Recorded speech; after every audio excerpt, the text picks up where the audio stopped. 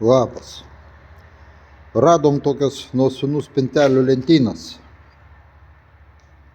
Reikia padaryti vieną gražią lentyną. Detalę susipjovėm iš metalo.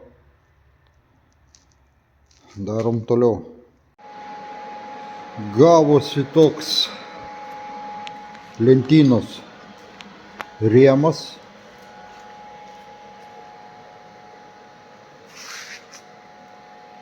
Dabar suvirinti, apšlifuoti ir dirbsim toliau. Na va, liko nudažyti ir pakabinti. Ir bus sūnaus užsakymas įvykdytas.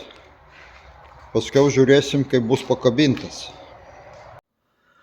Na va, baigta lentyna, galutinis rezultatas.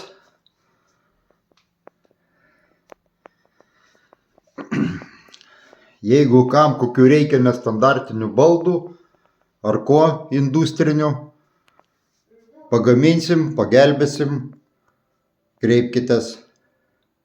Ačiū už dėmesį.